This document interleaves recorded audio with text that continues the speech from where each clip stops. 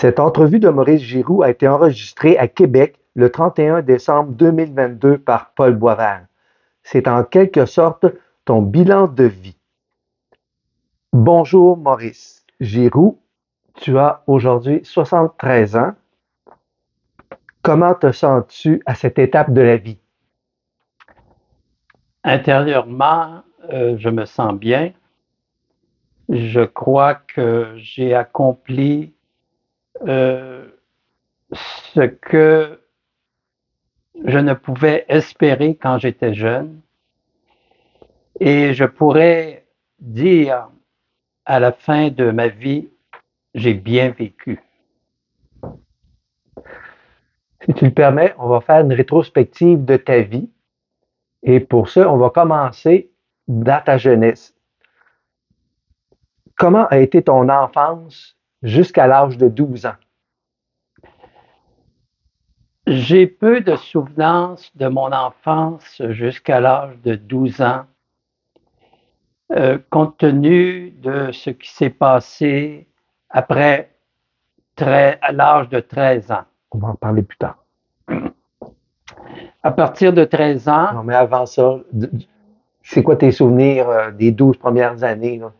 ben, mes souvenirs, ça a été la fréquentation du patro de Charlebourg, où j'ai fait connaissance de certains amis, dont certains sont encore vivants, et dont celui dont je me souviens le plus, Vincent Deschênes, que j'ai retrouvé 52 ans après être parti de chez moi à l'âge de 13 ans. Mais c'est très flou dans mon esprit les 12 premières années de ma vie.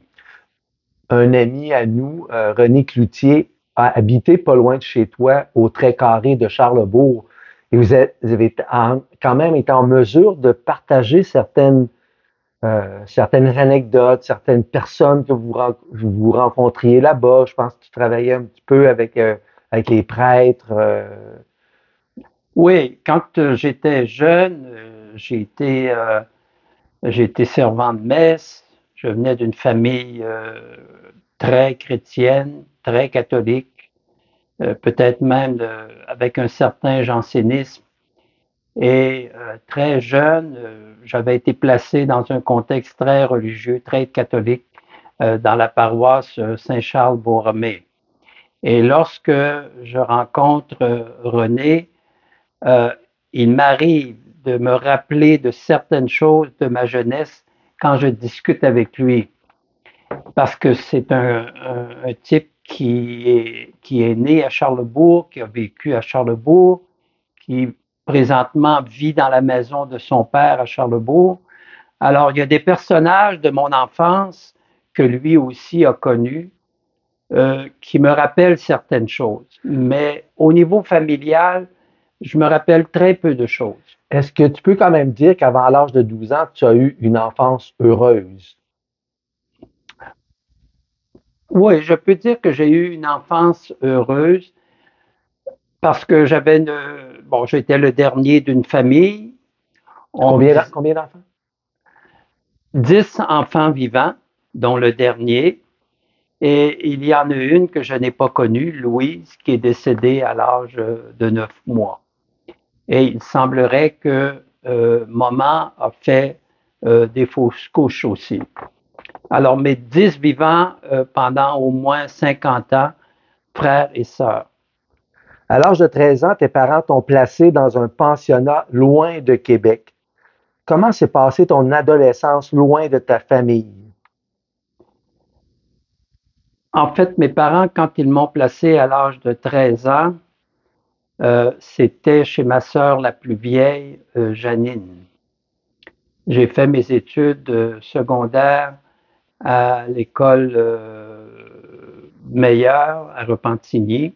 J'ai été là quelques années.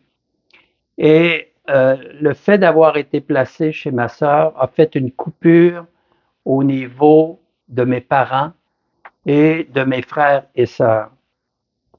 Et quelques années après, j'ai décidé d'aller faire mes études classiques et je suis allé au séminaire des Saints Apôtres à La Prairie, qui est un séminaire de vocation tardive. Et après ça, j'ai fait le collège Saint-Jean-Vianney à Repentigny. Et toutes ces années, je les ai vécues seul, sans vraiment de contact avec mes parents, ma famille, mes frères et sœurs. Alors, ça a été une adolescence et une entrée dans l'âge adulte un peu difficile pour moi. Et c'est à l'âge de 20 ans que Rolande, une de mes sœurs, m'avait dit, Maurice, si tu allais faire une expérience en Afrique, ça pourrait peut-être t'aider de savoir quoi faire dans la vie. Parce qu'à cette époque-là, je ne savais pas trop dans quoi je me lancerais au niveau de ma vie professionnelle. Alors, l'Afrique a été la pierre angulaire de ta vie. Tu y as vécu sur une période de 35 ans. Qu'est-ce que tu en gardes comme souvenir? C'est la réalisation d'un rêve de jeunesse très, très jeune.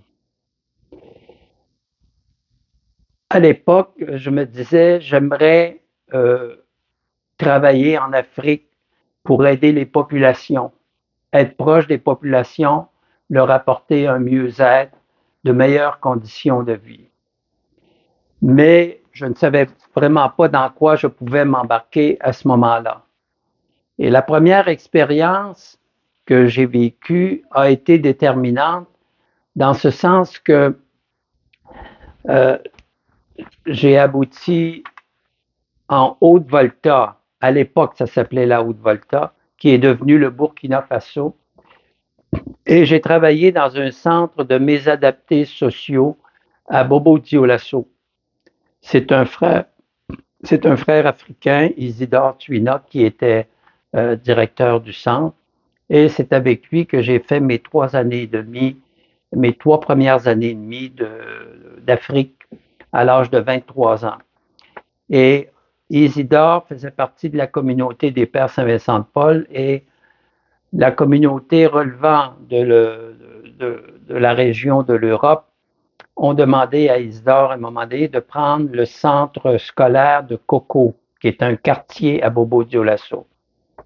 Et Isidore acceptait à la condition que moi je prenne la direction du centre de mes adaptés sociaux. Alors j'ai pris la direction du centre de mes adaptés sociaux et c'est là que j'ai réalisé ce que je voudrais faire dans la vie. Et à cette époque-là, je me suis dit, je retourne au Canada, je termine mes études et j'aimerais repartir en Afrique. Et si je retourne en Afrique, je serais très heureux de faire, si je fais 10 ans de terrain, je serais très heureux de mon expérience. Mais mes 10 ans d'Afrique m'ont amené à 36 ans d'Afrique. Dans 10 pays différents, 5 pays en guerre. Et c'est dans cette période-là que je me suis réalisé professionnellement parlant. Comment as-tu vécu émotionnellement vivre dans ces 5 pays en guerre? Je crois que j'avais une attitude de guerrier à ce moment-là, intérieurement. Rien ne me faisait peur. Ma première expérience a été en Angola en 1990. Après ça, j'ai eu l'expérience au Rwanda avant la guerre, pendant la guerre et après le génocide. Et c'est après avoir vécu 1 an au Rwanda après le génocide que je suis revenu au Canada. Et je ne réalisais pas qu'à ce moment-là, je vivais un burn-out. Et c'est un ami qui m'a dit, Maurice, tu es en train de vivre un burn-out, il faudrait peut-être que tu consultes. Alors, j'ai consulté. J'ai été 1 an et demi en thérapie avec une spécialiste des chocs post-traumatiques, Olga Kersten-Matwin, une Polonaise qui avait connu la guerre. Et à cette époque-là, en 1995, fin 95, 96, pour moi, dans mon esprit, l'Afrique était probablement terminée parce que ça faisait plus de 20 ans que je travaillais en Afrique.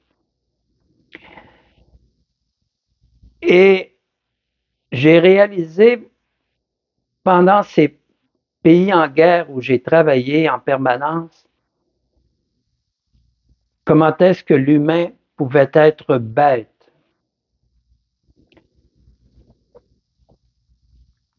Et quand je regarde aujourd'hui ce qui se passe dans le monde, j'ai l'impression que l'humain n'a pas compris. Et ça a été difficile pour moi parce que ça remettait en valeur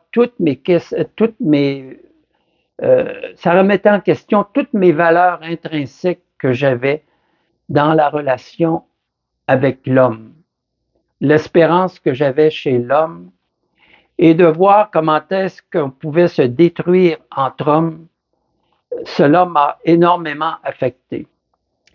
Après 35 ans d'Afrique, c'est quoi tes valeurs les plus importantes?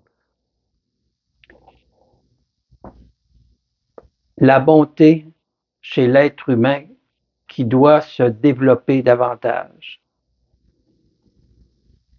Les valeurs d'amitié, les valeurs de bienveillance, de compassion, d'intégrité, d'amitié. Et je crois que c'est ces choses-là qui peuvent nous aider à poursuivre un cheminement malgré les déceptions qu'on a pu avoir pendant notre parcours. J'aimerais t'entendre sur les rencontres les plus mémorables que tu y as fait humainement, d'abord professionnellement et aussi personnellement en Afrique. J'ai eu de très, très bons rapports avec les Africains.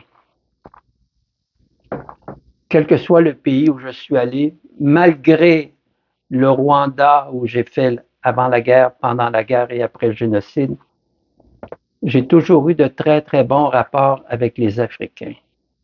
Et lorsque je partais d'un pays pour arriver dans un autre, j'étais comme un peu comme un poisson dans l'eau. Je ne sais pas si c'était ma naïveté, mais je faisais confiance à l'humain. Et j'avais un contact très facile avec l'Africain. Qu'il soit un paysan, qu'il soit un fonctionnaire, qu'il soit un haut gradé, pour moi, ils étaient tous sur le même pied d'égalité.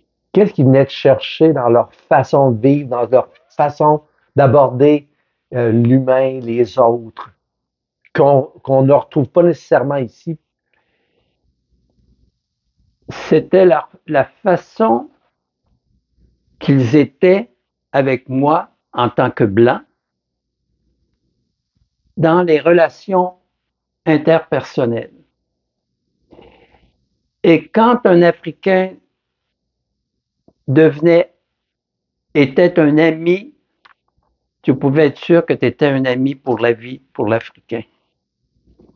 Il y a des gens qui m'ont dit, Maurice, tout le monde voudrait être ami avec toi. Et c'était probablement parce que j'avais cette facilité de contact avec la personne. Je m'arrêtais à leur bien-être, à leur façon d'être, à leur famille. Tu sais, Paul, en Afrique, s'adresser à un Africain sans l'avoir salué, il ne te répondra jamais. La première chose qui était importante en Afrique, c'était d'abord de saluer la personne. Et à l'époque où j'étais en Afrique, quand tu saluais un Africain, tu lui donnais la main. Et si tu le rencontrais 3, 4 fois par jour, tu le saluais encore et tu lui donnais la main. C'était cette relation humaine-là qu'il y avait entre l'Africain et moi. Et cette façon de vivre tellement simple que ça venait me chercher et de pouvoir rire avec l'Africain. Parce que l'Africain, en général, c'est pas un homme triste. C'est quelqu'un qui est ricaneur, qui est drôle, qui aime rire, qui aime faire des jokes. Et ça rentrait tout à fait dans mon domaine. Donc, c'est ça, c'était plus dans les relations personnelles ou professionnelles, ou c'était général? Au même, c'était général. C'était professionnel comme personnel. Et en général, que ce soit sur le plan professionnel ou en dehors de la profession, les Africains demeuraient les mêmes personnes. Il y a quand même des Africains exceptionnels que tu as rencontrés peut-être plus professionnellement. Mm. J'aimerais que tu me donnes quelques noms. Bien. Le premier qui me vient en tête, qui est un ami de très longue date, depuis que j'ai connu au tout début de 1983, parce que je suis arrivé au Rwanda pour faire un mandat. J'ai été 7 ans et demi au Rwanda et la première étape du Rwanda, ça a été 5 ans, de 82 à 87. Je suis arrivé en décembre 82 et c'est en janvier 83 que j'ai connu François Soumaïré. Et non seulement j'ai connu François, mais j'étais un ami de la famille, Félicité et ses 3 enfants. Et François a survécu au génocide. Il est présentement en Suisse et j'ai toujours gardé contact avec François et sa famille depuis 1983. Même les années où je n'étais pas en mandat au Rwanda, j'ai toujours gardé contact avec François. Et j'ai revu les quelques fois que je suis allé en Suisse depuis 2000. J'ai toujours croisé François à Lausanne. Ça a été probablement l'Africain euh, avec la famille qui m'a le plus marqué dans ma carrière professionnelle. Alors, ça a d'abord été une relation professionnelle, mais c'est devenu aussi une relation très personnelle et très amicale. Il y en a d'autres? Ah, bien sûr. Ben, il y a celui qui habitait à Paris, qui est décédé l'an dernier, je crois. Monsieur Jananto. Oui, je crois que Félix quelque chose. Jananto. Peux-tu me dire un mot sur lui? Ouais. Félix, je l'ai connu en 2002. Je suis arrivé au Sénégal et je venais de divorcer à cette époque-là. J'avais eu mon divorce au mois d'octobre, le 22 septembre 2002. J'avais eu mon divorce et j'ai été affecté au Sénégal. Et je me cherchais un logement et à un moment donné, avec une agence immobilière, on m'amène à Fan Résidence, dans un logement, un bloc appartement où le propriétaire vivait. Et c'était Félix Jananto.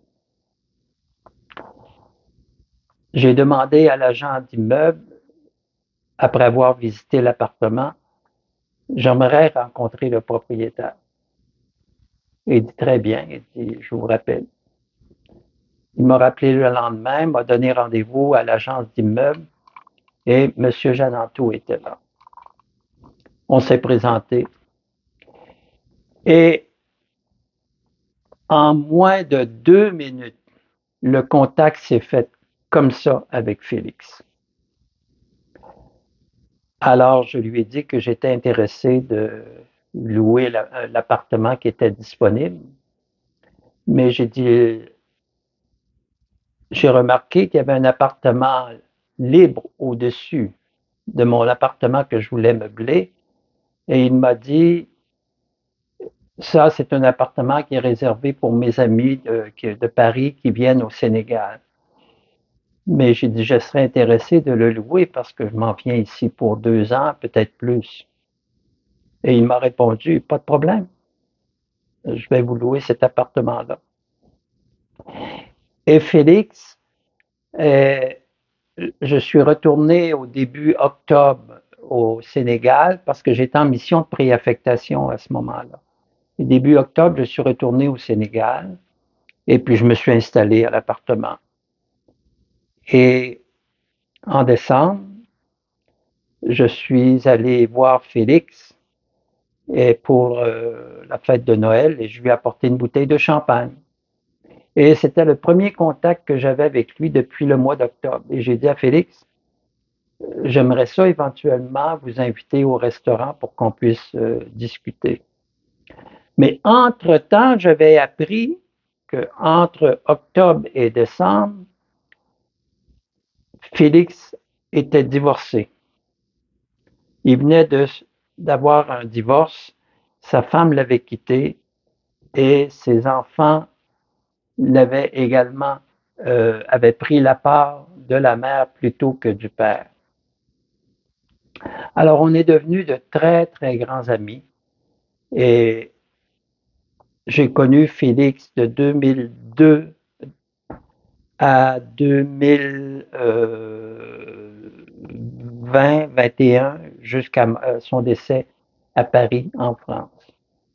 Félix était une bibliothèque africaine et c'était un homme qui travaillait dans le domaine de la santé et qui travaillait pour la société française à l'époque qui s'appelait Santé Labo et il était directeur général pour le continent de l'Afrique. Et c'est un bonhomme qui organisait des congrès, des séminaires en Afrique sur les maladies tropicales et autres. Et il avait connu énormément de gens, politiciens en Europe. Et quand on parlait avec Félix et qu'on s'intéressait à ce qu'il avait vécu, c'était vraiment un homme qui avait une ouverture, c'était une bibliothèque, on s'intéressait à ce qu'il disait. Tu es devenu parrain d'un Africain alors qu'il avait 20 ans. Comment ça s'est passé avec Ben? J'ai connu Ben en Côte d'Ivoire. Ben est un Ivoirien. J'ai connu Ben par l'entremise de Nicole, mon ex-femme. On arrivait à Abidjan et j'avais des problèmes avec les ordinateurs à la maison. Et je cherchais quelqu'un qui pouvait nous aider à dépanner nos ordinateurs. Et Nicole avait trouvé un endroit pas loin de où on habitait, une société informatique qui s'appelait Infinity. Et elle avait rencontré Ben et lui avait exposé le problème et Ben était venu à la maison pour voir le problème qu'on avait avec notre ordinateur. Et quand il est arrivé à la maison, j'ai été surpris par lui. D'abord, j'ai toujours pensé qu'il était britannique parce qu'il avait un fonctionnement assez particulier. Habit, veston, cravate, très respectueux, très poli, beaucoup de classe. Et il était venu réparer les ordinateurs. Et quand j'ai voulu le payer, Il m'a dit, non, Monsieur Giroux, c'est pas la peine. Il dit, mais j'ai dit, écoutez, vous êtes venu quand même faire une intervention. Votre déplacement, il faudrait que quand même euh, que je vous paye quelque chose. Il ne voulait pas. Mais toujours est-il que moi, je lui ai donné un montant d'argent en francs CFA. Et c'est comme ça que j'ai connu Ben. Quelques mois après, Nicole avait décidé de quitter la Côte d'Ivoire. Elle voulait rentrer définitivement au Canada.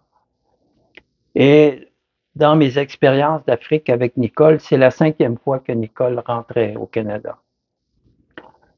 Alors, à ce moment-là, moi, je me suis dit, bon, c'est terminé cette histoire-là. La communication ne passait pas depuis quelques années. Et puis, elle est rentrée au Canada et moi, je devais continuer mon mandat en Côte d'Ivoire. Et j'ai rencontré Ben, on discutait et sa société intervenait dans le cadre du projet où j'étais directeur sur le plan informatique. C'est lui qui avait installé le réseau informatique du projet. Et il y a un lien d'amitié qui s'est construit avec Ben. Et Ben était marié à l'époque. Il est toujours marié. Et il y avait Kiro, Yanis, il l'appelait Kiro, qui avait 1 an. J'ai connu Kiro à 1 an. Je prenais Kiro dans mes bras. Et j'ai fait quelques années en Côte d'Ivoire et je voyais le gars évoluer. Et je ne comprenais pas trop pourquoi il n'avait pas poussé ses études universitaires comme telles. Ben était un type excessivement brillant. Et quand j'ai quitté la Côte d'Ivoire pour le Mali, j'avais dit à Ben, si jamais tu as des idées de faire des études aux États-Unis, fais-moi signe. Je verrai ce que je peux faire pour toi. Et puis, Ben m'a fait signe 6 mois après. Je lui ai envoyé des livres préparatoires à ses examens de GMAT et de TOEFL pour le MBA en management d'entreprise pour pouvoir rentrer dans les universités aux États-Unis. Je lui ai envoyé les livres, il a préparé ses examens pendant 6 mois, il a passé ses examens et je l'ai accompagné tout le temps de sa préparation pour son entrée à l'université. Et Ben, depuis que je le connais, ça a été, je crois, la plus belle relation humaine que j'ai eue dans ma vie et que j'ai maintenant. Ça fait presque 25-26 ans que l'on se connaît et jamais nous avons élevé la voix l'un envers l'autre. On a toujours été très respectueux de notre personne, de l'individu qu'on avait devant nous. Et lorsque Ben est arrivé à l'université Northwestern Kellogg en 2003, il m'a envoyé un mot et c'est là qu'il a commencé à m'appeler Dad. Pour lui, j'étais l'homme qui était arrivé dans sa vie, qui avait changé un peu sa vie et son orientation. Et depuis qu'il est à l'université, depuis 2003, au moment de son entrée à Northwestern, Ben m'a toujours appelé Dad. Et moi, je l'ai toujours considéré, Ben, comme étant le fils que j'aurais aimé avoir et que je n'avais jamais eu. Et pour moi, Ben, c'est le cadeau que l'Afrique m'a fait après tant d'années. Et comment ça se passe maintenant? Très bien. On se parle à toutes les semaines par WhatsApp. Ben a été affecté dans son travail professionnel au Ghana, à Dubaï, en Suisse. Et j'ai toujours été le voir là où il était, au Ghana. À Dubaï, j'y suis allé 3 fois. En Suisse, j'y suis allé, ça fait peut-être 5-6 fois que je vais en Suisse. J'y suis allé d'ailleurs cette année au mois d'avril. et je suis allé fêter mes 73 ans à Genève, en Suisse. Et puis évidemment, à chaque fois que je vais en Suisse, ben, je profite de l'occasion pour voir François, féliciter, puis les enfants. Mais c'est encore une très, très belle relation et je crois que ça restera toujours une très belle relation. Tu as été marié durant 20 ans et cela fait déjà 20 ans que tu es divorcé. En deux mots, qu'en gardes-tu comme souvenir?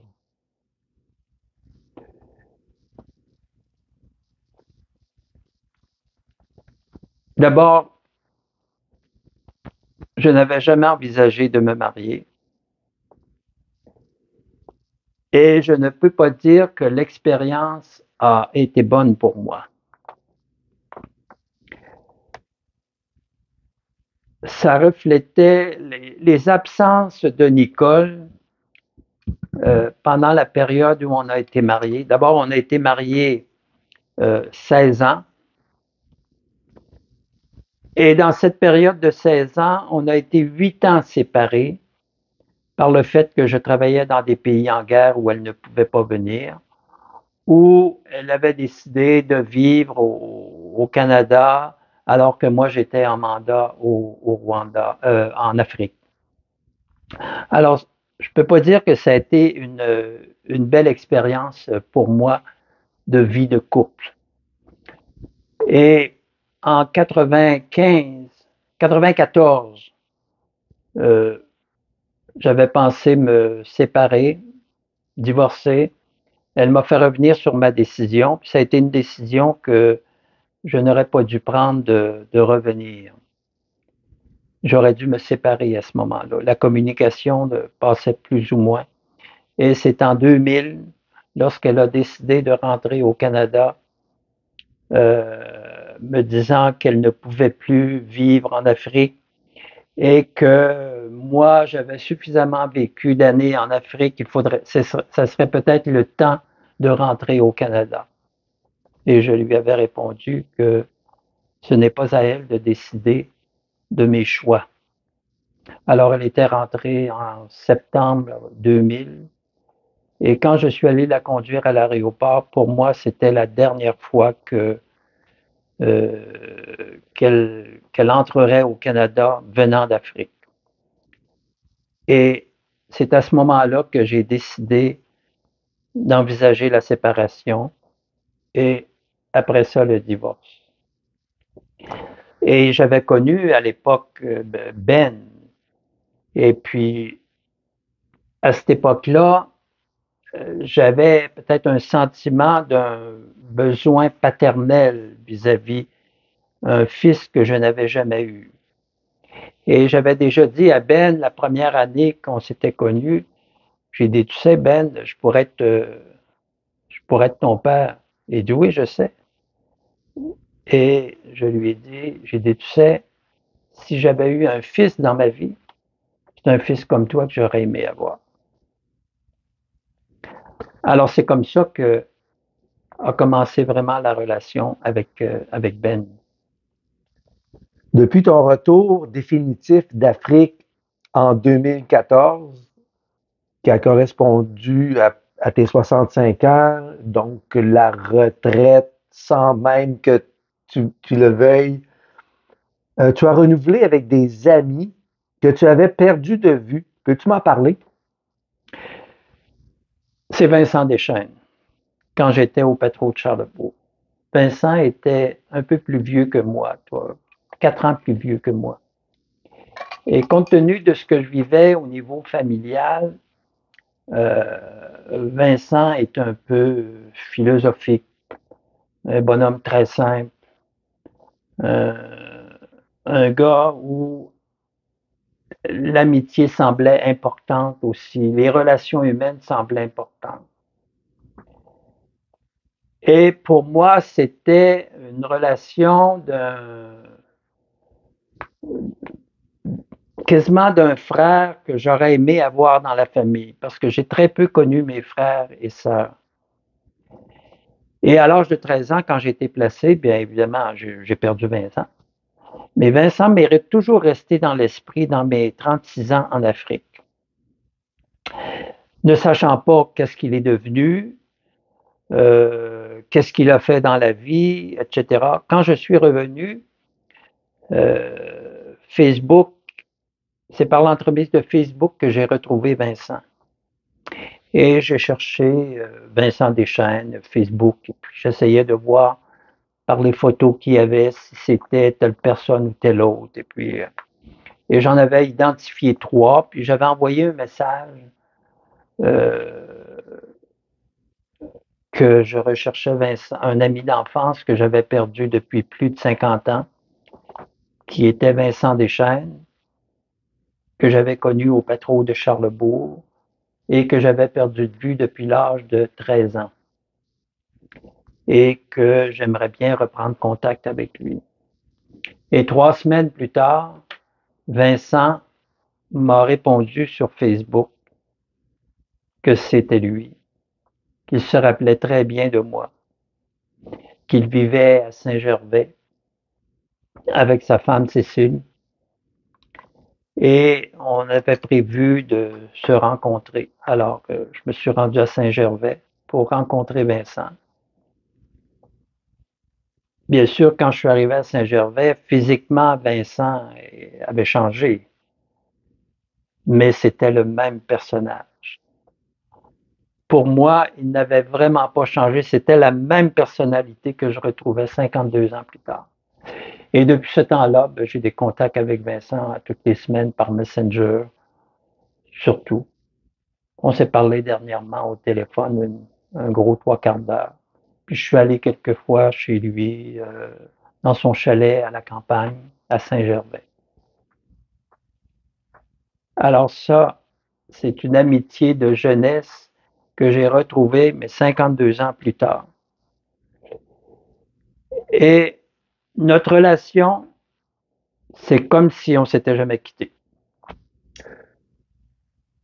Tu peux me nommer d'autres noms, des couples, entre autres des coopérants ou des gens que tu avais connus en Afrique, que tu as retrouvés à Québec ou au Québec? Oui, bien, il y a Jacques Poulain, Denise, Alain, Marie-Michel, André Potvin, puis Claire. C'est toutes des gens avec qui j'ai travaillé à l'international. Et ça, c'est des Alain, puis Alain Villot, je l'ai connu en 87. On est encore de très grands amis. Jacques Poulain a travaillé pour moi en 1991 au Rwanda. Je l'avais engagé comme consultant. Je ne connaissais pas Denise à cette époque-là. Denise, je l'ai connue un peu plus tard. Et puis j'ai parlé à Jacques tout à l'heure au téléphone. On est restés de très, très bons amis et je connais Jacques depuis 1990. André Potvin, qui a été ambassadeur dans plusieurs pays d'Afrique, je l'ai connu au Niger quand j'étais coopérant dans un projet de micro-réalisation. J'ai connu ses enfants très jeunes aussi au Niger. Et puis, j'ai une amie, ça fait 51 ans, 52 ans que nous sommes amis, André Gagné, que j'avais connu quand je travaillais à l'Hôtel-Dieu de Québec avant de partir en Afrique. Je travaillais comme aide infirmier pour payer mes études universitaires et puis j'avais connu André Gagné. Et André a toujours été fidèle depuis 51 ans.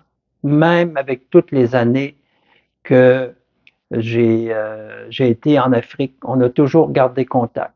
Parfois, on était 1 an ou 2 sans se voir, mais il en demeure pas moins que je la retrouvais toujours quand elle travaillait à l'Hôtel-Dieu de Québec. Et puis, on a toujours gardé contact. Je lui ai parlé encore aujourd'hui. Et ça, c'est une très, très grande amie aussi. Il y a une anecdote que j'aimerais que tu me racontes au sujet de ton ex-belle-sœur que tu avais perdu de vue pendant presque 20 ans et que tu as retrouvée cette année. Parle-moi brièvement. Oh, brièvement, ça serait difficile. C'était la sœur de Nicole. Jocelyne, j'ai toujours eu un très, très bon rapport avec Jocelyne. C'était plus qu'une belle-sœur pour moi, c'était une amie. J'avais connu son mari aussi, qui est décédé d'un cancer quand j'étais retourné au Mali. Et je m'étais occupé de Marc pendant qu'il avait son cancer. Lorsque moi j'étais en thérapie en 95-96, fin 95-96. Et lorsque je me suis séparé, lorsque j'ai eu mon divorce en 2022, j'ai En gardé 2000. contact avec, Ton divorce en 2002. en 2002, euh, j'ai gardé contact avec Jocelyne jusqu'en 2010. Et en 2010, je vivais une période difficile et j'ai voulu arrêter tout contact avec la famille Leblanc parce que Jocelyne était la seule avec qui j'avais gardé contact. Mais j'ai pas su mesurer euh, la peine que je lui ai faite à ce moment-là. Et j'avais demandé à Jocelyne de se retirer en 2010. Et cette année, j'ai reçu un message d'une de ses amies, Danielle Drolette, qui demandait si j'étais Maurice Giroux qui avait connu Jocelyne Leblanc dans le passé et que Jocelyne avait un cancer, qu'il lui restait pas beaucoup de temps à vivre et qu'elle souhaiterait reprendre contact avec moi. Alors, Jocelyne m'a téléphoné quand j'ai donné mon numéro à Daniel et on a repris contact. Et ça faisait 10 ans qu'on ne s'était pas parlé, qu'on ne s'était pas vu. Et il lui restait 2 mois à vivre. Elle avait un cancer, une leucémie agressive, et le médecin lui avait donné 2 mois à vivre. Alors elle voulait me revoir avant de partir. Et je lui avais dit, écoute, je vais m'organiser pour aller te voir à Saint-Adolphe d'Howard. J'y suis allé 3 jours et on a fait un peu le bilan de sa vie, de notre relation amicale, mais c'est surtout elle qui a parlé parce que j'étais là pour écouter et je voulais connaître un peu ce qu'elle avait vécu quand elle était jeune, sa famille, son amour de Marc et ce qu'elle avait vécu depuis qu'on s'était séparés en 2010. Et elle m'avait dit, Maurice, j'ai trouvé ça tellement difficile de ne pas être en contact avec toi. Et je lui ai dit, Jocelyne, j'ai fait une erreur. J'ai pas su mesurer toute la peine que je t'ai faite en te demandant de te retirer en 2010. Et ces 3 jours où j'ai été avec elle, ça a été une expérience de vie pour moi avec elle que j'ai l'impression que je ne revivrai pas beaucoup. Cette intensité qu'il y a eu dans notre relation humaine, respectueuse, d'écoute et de savoir que elle en avait seulement pour quelques semaines à vivre. Et Jocelyne est décédée il y a peut-être 1 mois et demi, 2 mois de ça. Le médecin lui avait donné 2 mois, elle aura fait 2 mois et 3 semaines. Et quand je l'ai quittée, après mes 3 jours, j'ai dit à Jocelyne, écoute, on verra comment ça va se passer. Et je vais garder contact avec Daniel. De toute façon, on va s'appeler à toutes les semaines pour se donner des nouvelles, prendre des nouvelles de l'autre. Et j'ai dit, on verra. Si ça se prolonge de 4-6 mois, je verrai dans quelle mesure je peux revenir te voir. M'a dit Maurice, elle dit, je ne veux pas que ça se prolonge. Elle dit, je suis prête à partir et je veux quitter après le temps que le médecin m'a dit. Je ne voudrais pas que ça se prolonge. Et en fait, ça s'est prolongé de 3 semaines. Et ce qui était important pour elle, c'était, elle acceptait sa situation, elle acceptait sa mort et elle me disait, j'ai tellement hâte de revoir ma mère et de revoir Marc. Sa mère, avec qui elle était très très proche, et puis Marc, qui était son ami et son mari. Et j'ai appris par Daniel que Jocelyne était décédée. J'avais envoyé un message. Je travaillais à la maison, Michel Sarrazin, le dimanche, et dans la nuit du samedi au dimanche, j'avais envoyé un message à Daniel en disant, écoute, j'ai remarqué dans les 2 derniers téléphones avec Jocelyne qu'elle semblait avoir de la difficulté à récupérer son souffle. Les téléphones étaient brefs. Peux-tu me donner des nouvelles avant que je l'appelle lundi? Et le soir, j'ai eu un message de Daniel me disant, est-ce que je peux t'appeler? Alors Daniel m'a appelé pour m'annoncer que Jocelyne était décédée et qu'elle était décédée à l'urgence de l'hôpital de Saint-Adolphe d'Howard. Mais Daniel m'a rassuré qu'elle était morte sereinement et que ses souffrances étaient terminées. Et au début du téléphone, Daniel me dit, elle dit, Maurice, je n'ai pas des bonnes nouvelles. Et je lui ai dit, Jocelyne est décédée. Elle dit oui. Et elle m'a parlé un peu comment ça s'était passé les 3/4 d'heure, les 2 heures à l'hôpital. Et à la fin du téléphone, je dis à Daniel, Daniel, tu m'as dit au début du téléphone que c'était pas une bonne nouvelle. Mais j'ai dit, je crois, moi, que c'est une très bonne nouvelle. Elle dit, oui, tu as raison. C'était une très bonne nouvelle pour elle.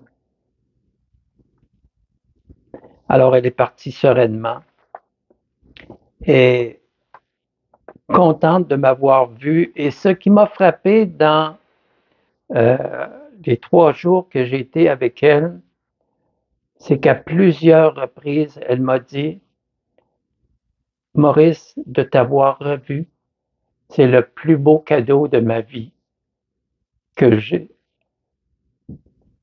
avant de partir. Ah, ça a été une rencontre qui a eu lieu finalement. Parfois, on a des regrets de ne pas avoir fait. Ouais, Mais dans ce cas-ci, ouais, tu as répondu à l'appel. ouais. Puis tu n'as pas attendu des Non, mois parce qu'il aurait été trop tard. Oui, mais je ne pouvais pas refuser à Jocelyne de ne pas y aller parce que je connaissais sa Ouais, mais situation. il faut quand même répondre à l'appel puis le faire Oui, là, oui. le faire parce Oui. que dans l'urgence aussi. Ouais. J'aimerais, quels sont tes liens aujourd'hui avec tes frères et tes sœurs?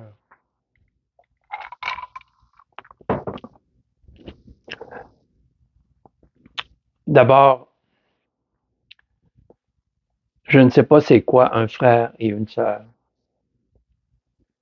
parce que j'ai jamais eu de lien très très proche avec eux, à l'exception d'une personne, qui est Rolande. Et Rolande, ça remonte de loin. J'étais tout jeune, c'était le dernier de la famille. Quand elle s'est mariée, écoute, j'avais peut-être une dizaine d'années, pas plus. Et j'ai toujours aimé Rolande pour ce qu'elle était. Et il y avait un lien que j'avais avec elle qui était un lien affectif, puis de grande sœur. Alors, ça a toujours été ma préférée, Roland. Ça a été ma préférée parce que elle ne le sait pas, mais elle va peut-être l'apprendre un jour. C'est un peu elle qui m'a mis sur le chemin de l'Afrique quand elle m'a dit, lorsque j'avais 20 ans, Maurice, pourquoi tu n'irais pas vivre une expérience en Afrique pour savoir, ça t'aiderait peut-être à t'orienter dans ce que tu veux faire dans la vie. Et Rolande est la seule de la famille qui, dans mes 36 ans d'Afrique, est venue me voir dans 4 pays différents. Et j'ai eu des liens très, très forts avec elle sur le plan amical et relation de frères et sœurs, ce que je n'ai pas eu avec les autres. Et on a été un bout de temps où on ne s'est pas vu les 8 dernières années, où elle s'est occupée de Diane après la mort de Pierre. Et puis, malgré ces 8 ans où on ne s'est pas vu, j'ai repris contact avec elle après le décès de Diane. Et pour moi, c'est important de reprendre contact avec elle parce que ce que j'avais vécu avec elle depuis que j'étais jeune jusqu'à il y a 8 ans passés, c'était trop riche d'expériences, de relations frères et sœurs, que même les 8 ans où on ne s'est pas vu, je ne pouvais pas dire, bah, je laisse ça tomber, tant pis. Alors j'ai repris contact avec Rolande. C'est comme si on s'était jamais laissé. Pour ce qui est de mes autres frères et sœurs, j'ai repris contact avec eux lorsque mon père est décédé. Mais je n'ai jamais eu vraiment de lien avec eux avant la mort de papa. Quand j'étais au collège privé, personne n'est venu me voir. Lorsque j'étais au séminaire, personne n'est venu me voir. Même mes parents ne venaient pas me voir. Alors j'ai vécu un peu seul et j'ai fait ma vie seul jusqu'à ce que je rencontre Nicole. Mais ça n'a pas été pour moi une relation vraiment de couple. Parce que je me suis même toujours senti seul dans cette relation de couple-là. Et je crois que ça s'expliquait par le fait que d'avoir été placé par mes parents, surtout ma mère à l'âge de 13 ans, et que Nicole me laisse fréquemment dans mes pays d'Afrique où je suis allé, c'est comme si je revivais cette situation de ma mère qui m'avait placé. Mais j'ai toujours su, dans ce que j'ai vécu, à me prendre en main. Et je crois aujourd'hui, et je l'ai réalisé peut-être plus cette année, que si je n'avais pas vécu ce que j'ai vécu depuis que je suis parti de chez nous à 13 ans, je n'aurais probablement pas réalisé tout ce que j'ai réalisé depuis. Alors,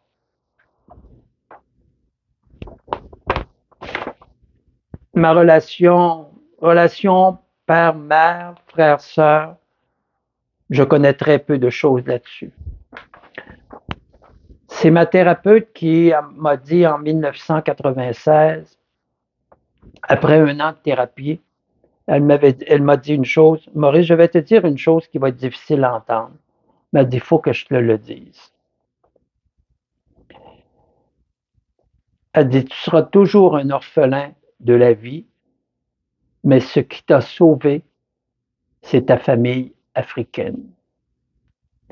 Et j'avais dit la même chose à Jocelyne cette année quand je l'ai vue. J'ai dit, tu sais, Jocelyne, je comprends que la séparation entre toi et moi en 2010, ça a été excessivement difficile. Mais j'ai dit, tu sais, ça a été moins difficile pour moi. Pourquoi? Parce que c'est l'Afrique qui m'a sauvé de tout ça. Mais j'ai dit, je regrette aujourd'hui d'avoir posé ce geste-là, sachant ce que tu as pu souffrir. Tu vis maintenant avec un homme qui est ton coloc depuis 8 ans, donc fin 2014, début 2015, Oui, dans un condo au bord de la rivière Saint-Charles à Québec. oui. Peux-tu élaborer sur l'environnement dans lequel tu vis? C'est un environnement, d'abord, l'environnement pour moi est important.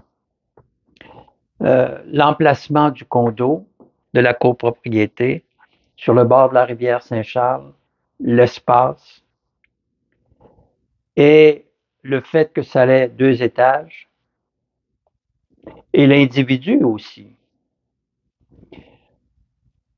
La complicité qui existe entre Paul et moi, le fait que l'on sait rire de nous et on aime bien rire, et cette liberté que l'on a l'un et l'autre de faire ce que l'on veut et de se respecter dans ça. Paul est un maître nageur depuis l'âge de... Il a commencé à nager à 15 ans, puis il est devenu maître nageur. Puis il a 60 ans aujourd'hui. Et puis, il va nager à tous les jours, presque, au moins 5-6 jours par semaine. Il participe à des compétitions de maître nageur et je ne l'ai jamais arrêté dans ça. Ce qui est important pour moi dans une relation humaine, c'est le bien que l'on peut ressentir de vivre avec quelqu'un. D'être bien avec un ami, c'est d'être bien avec sa personne et soi-même. Et quels que soient les amis que l'on a. La famille, on ne la choisit pas, mais les amis, on peut les choisir. Et ça fait 8 ans, je suis même surpris que ça fasse si longtemps que je puisse vivre avec un homme dans un condo.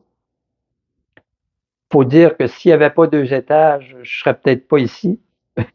Parce qu'un plein plancher, je ne suis pas sûr que j'aurais vécu avec quelqu'un. Je suis quelqu'un qui a besoin de sa solitude, qui a besoin du silence. Et ça, mon coloc le respecte. Tout comme je respecte ce qu'il aime faire.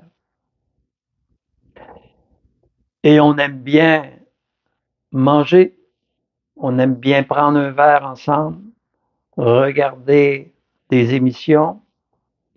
Il y a beaucoup d'affinités avec laquelle j'ai avec Paul, qui est qu'on se rejoint sur beaucoup de plans. Mais c'est quelque chose de très humain. Et c'est ça qui est intéressant dans une relation avec une personne, que ce soit des amis ou les gens avec qui tu vis, c'est de bien se sentir. Ça ne veut pas dire qu'il n'y a pas des accrochages, mais on est capable de se parler, on est capable de se dire les choses comme elles sont. Et quand c'est dit, c'est terminé, on passe à autre chose. Ce qui n'est pas souvent le cas dans des relations de couple. Les relations de couple, quand il y a des chicanes, on revient souvent là-dessus, puis ça se poursuit pendant des années et des années. Et après ça, ben, c'est la séparation, le divorce. Mais moi, ce qui est important actuellement dans ce que je vis avec les gens qui m'entourent, c'est de bien me sentir et de faire sentir aux gens que je suis bien avec eux et que j'aime les rencontrer, j'aime discuter avec eux et partager ce que j'ai à partager. Tu fais maintenant du bénévolat depuis 2 ans à la maison Michel Sarrazin.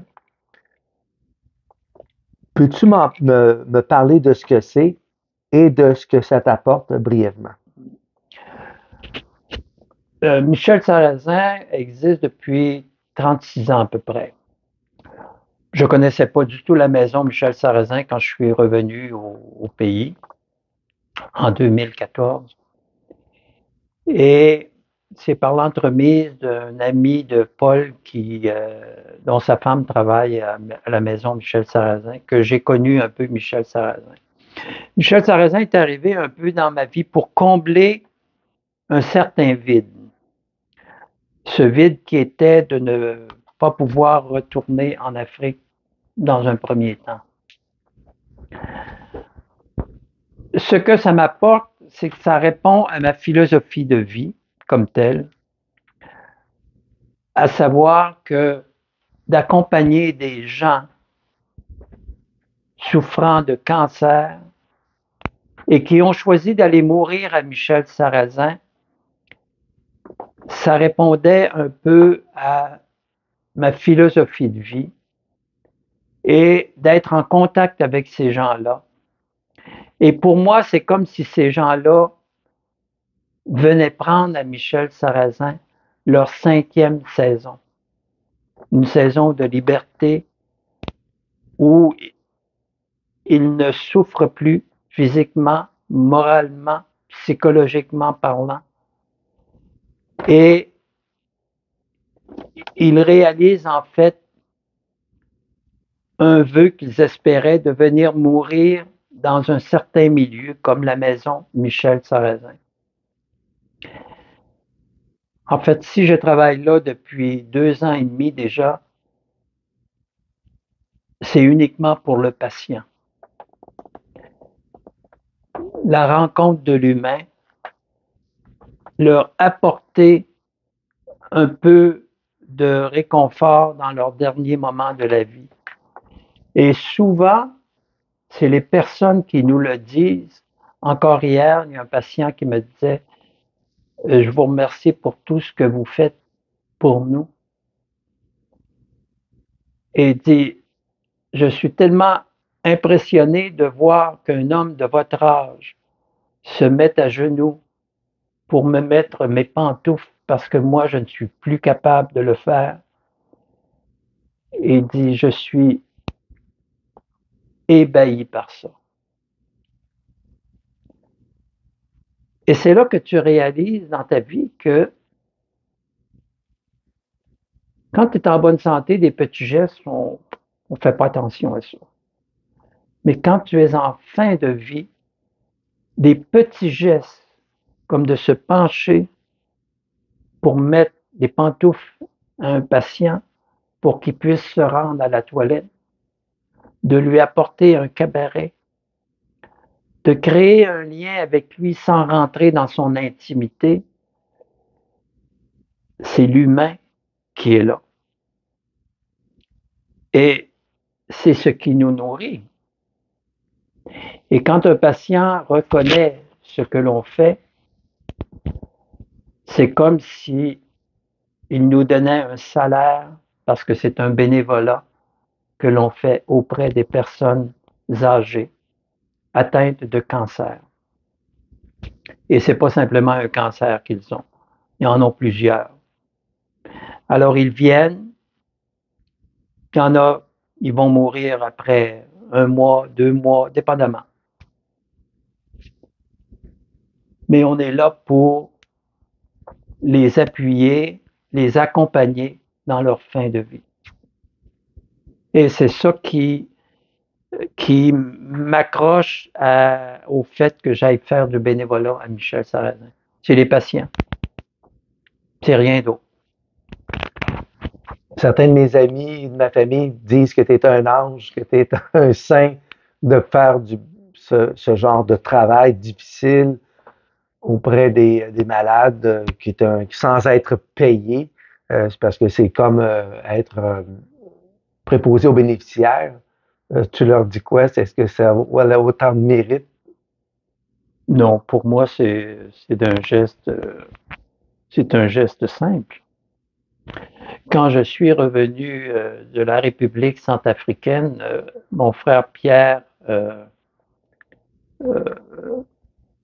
venait d'être diagnostiqué pour un deuxième cancer.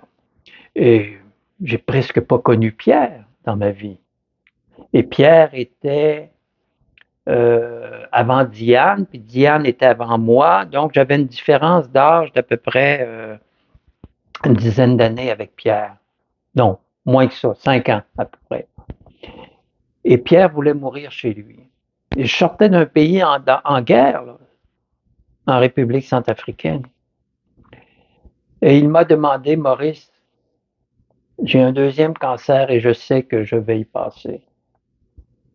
Accepterais-tu de m'accompagner? Et j'avais dit à Pierre, oui, je vais t'accompagner. Et l'accompagner, ça voulait dire que je prenais soin de lui, chez lui, parce qu'il voulait mourir chez lui. Et je m'en suis occupé pendant 5 mois, dont les 2 derniers mois en permanence, 24 heures sur 24 chez lui, parce que je devais lui donner sa morphine aux 4 heures. Et à un moment donné, Pierre, les 3 premiers mois, Pierre se levait. Il allait prendre sa douche en bas et je m'occupais de ce qu'il soit bien, le placer dans son fauteuil au salon, puis le recoucher. Mais les 2 derniers mois, ça a été intense parce qu'il était sous médication, puis il ne pouvait plus prendre sa douche au sous-sol. Alors, j'étais obligé de faire des soins dans son lit, de laver à tous les jours, m'occuper de donner ses injections et autres. Et il m'a dit à un moment donné, Maurice, j'ai jamais pensé que tu pouvais être comme ça. Mais j'ai dit, Pierre, on s'est pas connus. Mais il dit, pourquoi t'es pas resté à Québec? On serait devenus de grands amis. Et j'ai dit, Pierre, tu as fait ton chemin. Moi, j'étais le plus jeune de la famille. Il a fallu que je fasse mon chemin. Et j'ai dit, nos chemins se croisent maintenant en 2014. Et puis, Pierre est décédé au mois de mai. Il venait d'avoir 75 ans le 25 avril. Et je m'en suis occupé. Et moi, je l'ai fait dans un geste humain. Et je pense que ça relève du fait de mes expériences quand j'étais étudiant, de travailler dans les hôpitaux pour payer mes études. Mais pour moi, c'est des gestes qui sont tellement simples. Qu'on dise que je suis un ange, que je suis un saint, c'est un peu exagéré, là, mais bon. Il y aurait peut-être une petite anecdote que tu m'as racontée de ce qui s'est passé la semaine dernière à ton travail, que je trouve qui mérite d'être souligné, et d'ailleurs qui a été souligné par des personnes auprès de l'administration. Qu'est-ce qui s'est passé? Qu'est-ce qui s'est passé avec cette personne-là? C'est un patient qui est un sergent de police, de la police de Sainte-Foy, qui a été admis à Michel-Sarrazin il y a quelques semaines. Et un bonhomme très respectueux, un gentil monsieur. C'est d'ailleurs lui hier qui me disait, je suis impressionné par le fait qu'un homme de votre âge puisse se mettre à genoux pour mettre mes pantoufles. Et je lui ai répondu, c'est un geste tout simplement simple. Et j'avais remarqué chez lui que c'était quelqu'un de très religieux, très pratiquant. Pour lui, le Seigneur dans la vie, c'est important. Et sachant qu'il pouvait marcher avec sa marchette, je lui ai offert il y a quelques semaines qu'au lieu de lui donner la communion à sa chambre, parce qu'il recevait la communion à tous les jours à sa chambre, je voulais lui proposer qu'en faisant son exercice avec la marchette pour se rendre à la petite chapelle de la maison Michel Sarrazin, un oratoire en fait de compte, que s'il souhaitait, plutôt que de lui donner la communion dans la chambre, je lui donnerai la communion dans le petit oratoire. Et j'ai dit, je vous laisserai un 10-15 minutes seul pour prier, puis il a accepté tout de suite. Alors, dans l'avant-midi, quand j'ai eu un peu de temps après les soins aux autres patients, je suis allé voir le monsieur et je lui ai dit, êtes-vous prêt de venir recevoir la communion à l'oratoire? Il dit oui. Alors, il a pris sa marchette. Et moi, je l'accompagnais à côté parce que je voulais m'assurer qu'il ne tomberait pas. Puis on s'est rendu à l'oratoire. Il s'est assis, je lui ai donné sa communion et j'ai dit, je vous laisse 10-15 minutes, je viendrai pour chercher. Et au bout de 15 minutes, je suis allé le chercher et il priait. Il priait tout fort, en plus de ça. Je me suis mis dans le cadre de la porte, puis je l'entendais prier. Et quand il m'a vu, bien, je me suis assis à côté de lui. Il a continué à prier, puis à un moment donné, il m'a dit, bon, c'est bien, je vais retourner à la chambre. Et il y avait un petit livre spirituel de pensée journalière qui était sur la table, et je regarde ça, puis et je décide de lui donner le livre. J'ai dit, tenez, prenez ce livre. C'est des pensées journalières, puis ça va peut-être vous inspirer, ces choses-là. Alors, il est parti avec le livre et il dit, vous me le direz quand il faudra que je leur retourne le livre. J'ai dit, non, vous pouvez le garder. Alors, pour moi, quand il y a des patients, Michel Sarrazin, c'est d'être attentif à ce qu'ils sont comme individus et de répondre à leurs besoins et de prévoir ce qui pourrait leur faire plaisir dans les derniers moments de leur vie. Et c'est un peu ce que j'ai fait en l'amenant à l'oratoire. Et toutes les journées que j'ai eu le patient à Michel Sarrazin, parce que ça arrive que des journées, on n'a pas les mêmes patients. Mais quand j'ai les mêmes patients, je l'amène à l'oratoire. Puis... Tu vois, Maurice, pour moi, c'est un exemple parfait de bienveillance.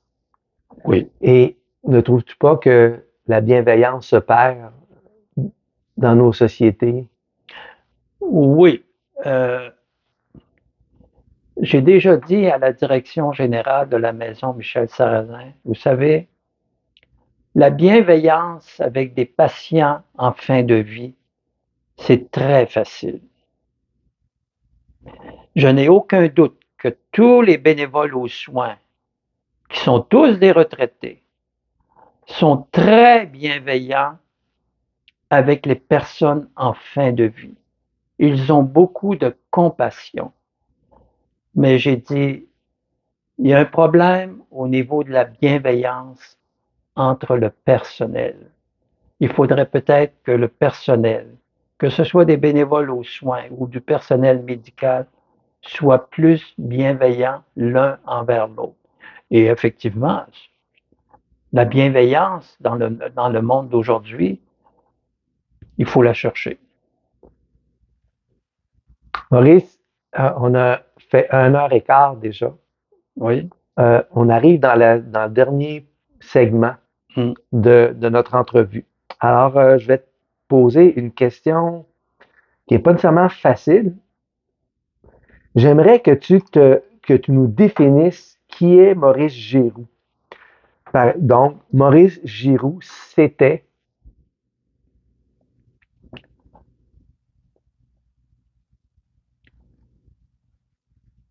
Maurice Géroux, c'était un homme bon.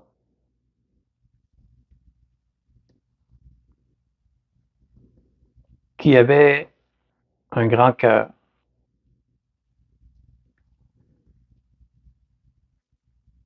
Qui pouvait être humble, simple, ricaneur.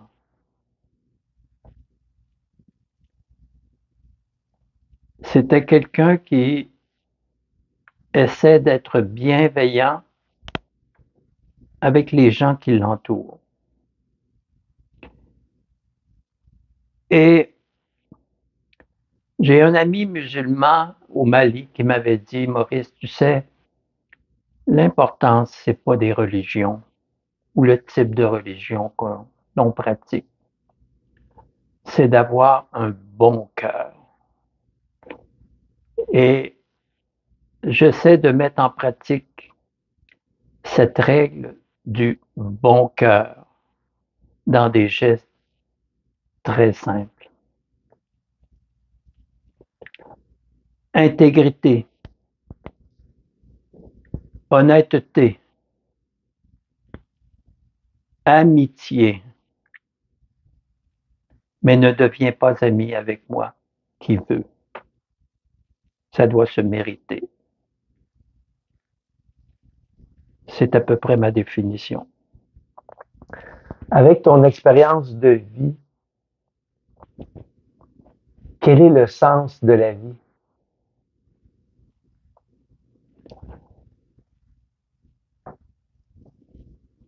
Très bonne question. C'est pas facile.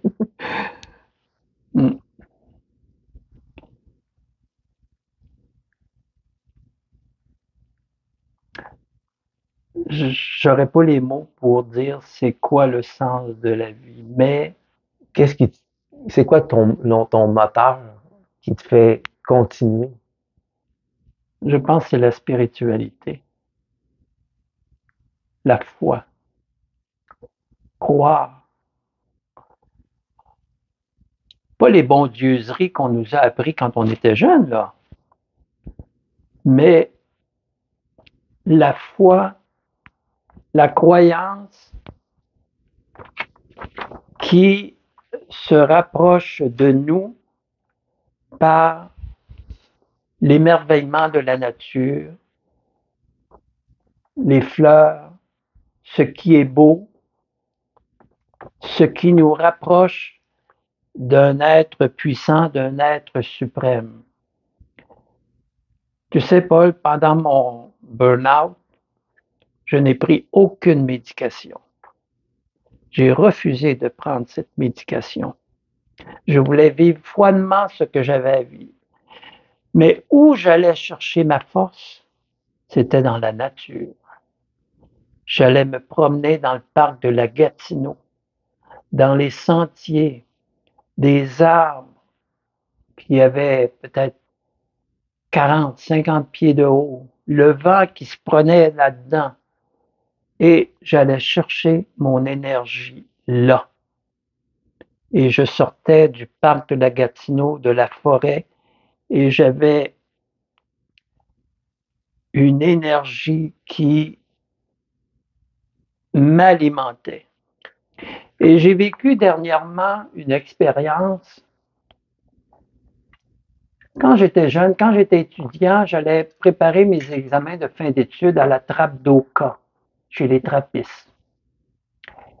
Le milieu spirituel chez les moines m'a toujours inspiré. Il y avait quelque chose là qui venait me chercher intérieurement. Et la semaine dernière, ou il y a 2 semaines, je suis allé à Saint-Jean-de-Mata chez les trappistes parce qu'ils ne sont plus à Oka. Et j'ai vécu 4 jours de silence, de prière, de méditation, d'air, dormir, lire. Et j'ai participé aux offices des moines. Et je suis sorti de là énergisé.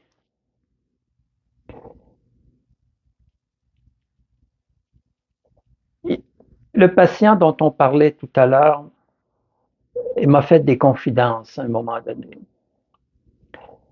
Et puis, il m'a posé des questions sur la religion. Puis il me disait, je me demande qu'est-ce qu'il y a après. Il dit, est-ce qu'il y a quelque chose après qu'on parte? J'ai dit, s'il n'y avait rien, notre vie n'aurait aucun sens. Il y a certainement quelque chose. Et ce qu'il y a, c'est que lorsque vous quitterez, vous retrouverez des gens que vous avez aimés. Et je crois personnellement que c'est là qu'est tout le sens de la vie. Il dit, vous y croyez vraiment? J'ai dit, oui, j'y crois. J'ai dit, je ne demande pas aux autres d'y croire, mais moi, personnellement, j'y crois. Ça n'aurait aucun sens, notre vie, si, lorsque l'on quitte, l'on ne retrouve pas les personnes qu'on a aimées. Peut-être aussi continuer de vivre dans l'esprit de ceux qui restent.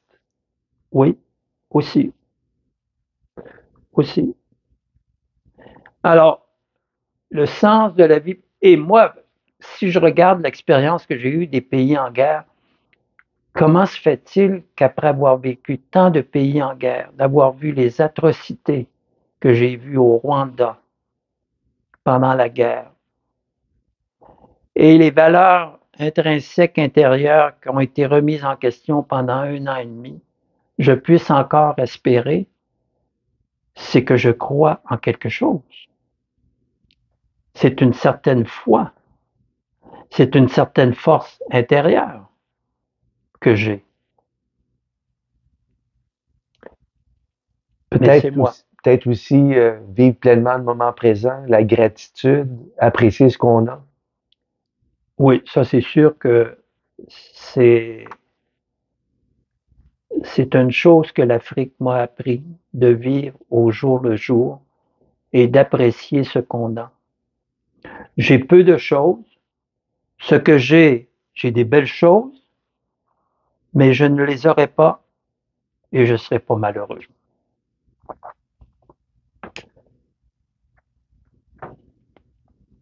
Quel est le plus beau souvenir que tu as eu dans ta vie? Ma rencontre avec Ben et ma relation avec Ben. Je crois que c'est le plus beau souvenir de ma vie. Quel a été l'amour de ta vie?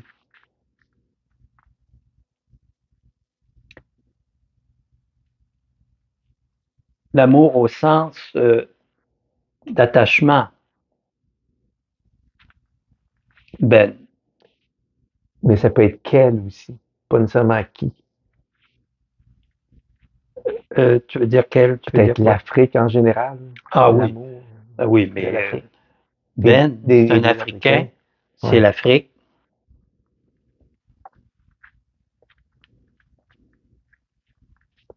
Si tu pouvais réaliser un seul vœu à l'aide d'une baguette magique, quel serait-il?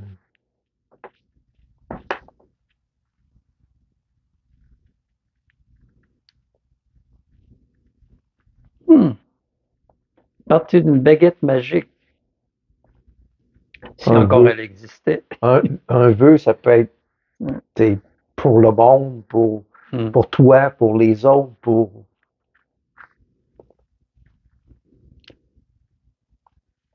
Qu'il y ait un peu plus de compréhension humaine entre les peuples et qu'on apprenne de l'humanité ce qu'il faudrait faire.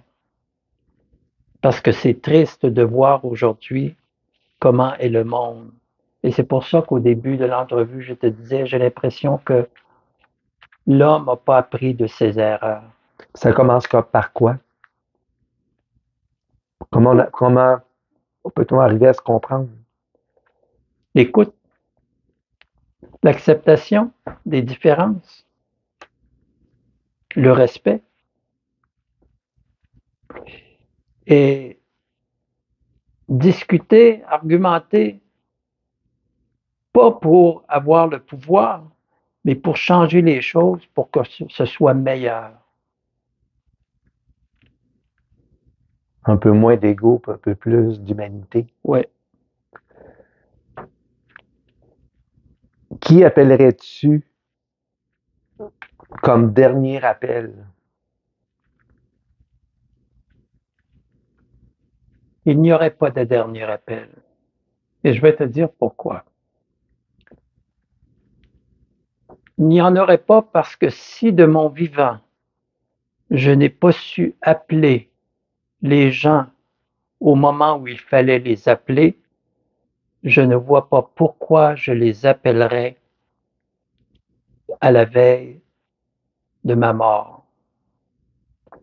L'oiseau se cache pour mourir. Maurice, que peut-on te souhaiter pour le temps qui te reste à vivre?